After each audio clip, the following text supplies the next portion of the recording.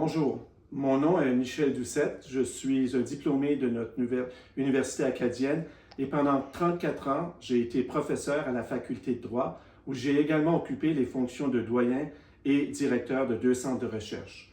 Pendant toute ma carrière d'enseignement, j'ai eu comme objectif de faire rayonner notre université et l'Acadie tant au niveau provincial, national qu'international. Depuis de nombreuses années, j'appuie le changement de nom de l'université.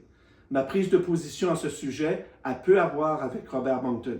Je laisse aux historiens et à d'autres la tâche de porter un jugement sur les actions de ce personnage lors de la déportation.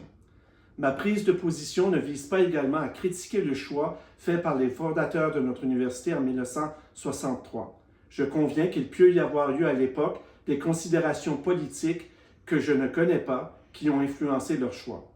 Ma prise de position exprime plutôt le désir que notre université reflète par son nom notre réalité en tant que peuple, un nom qui soit rassembleur et représentatif de toutes nos régions acadiennes.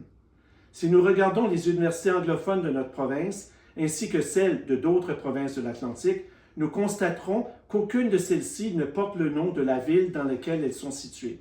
Prenons l'exemple de UNB, elle aurait pu porter le nom de Fredericton, mais ses fondateurs ont voulu, par son nom, identifier clairement leur désir que cette université devienne l'université anglophone de l'ensemble de la province et personne ne s'en est offusqué. C'est la même chose pour les universités de Mount Allison à Sackville, St. Thomas à Fredericton, Dalhousie et St. Mary's à Halifax, Acadia à Wolfville, Saint-François-Xavier à Antigonish, PEI à Charlottetown et Memorial à Saint-Jean-Terre-Neuve. Il est vrai que dans d'autres provinces hors Atlantique, des universités portent le nom de la ville dans laquelle elles sont situées. Prenons pour exemple Montréal et Toronto.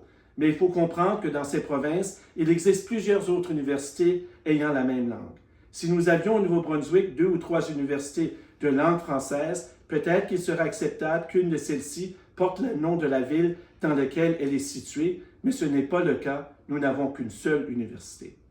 J'ai également pu constater lors de mes années au campus de Moncton un glissement vers une acceptation du fait que l'université est celle de la ville de Moncton et un désintérêt grandissant pour ce qui se passe dans d'autres régions acadiennes. Pourtant, la ville de Moncton a fait peu de choses depuis la création de l'université pour nous démontrer qu'elle respectait et appréciait la présence de notre université sur son territoire. Son paysage linguistique demeure encore très anglophone. Il y est toujours difficile d'obtenir des services en français dans des commerces et même auprès de certains services municipaux. Et pour un très grand nombre de Monctoniens, notre université est aussi étrangère que si elle se trouvait à 300 km de la ville. Je suis un de ceux et celles qui croient que notre université doit se donner un nom qui reflète notre culture et notre histoire en tant que peuple. Nos institutions, en débutant par notre université, ne doivent pas avoir honte de s'affirmer acadiennes. Les espaces publics sont d'ailleurs les seuls endroits où le nom Acadie peut toujours apparaître puisque nous n'avons plus de territoire. Lorsque ce nom aura disparu de l'espace public, il finira aussi par disparaître de l'espace privé et de notre imaginaire. Dans un désir de redonner à notre université une identité qui rejoint l'ensemble de la communauté acadienne de la province, je demande donc au Conseil des gouverneurs d'entreprendre une véritable consultation publique sur le sujet. Le rôle d'une université n'est-il pas justement de se questionner sur sa place dans notre société? Merci.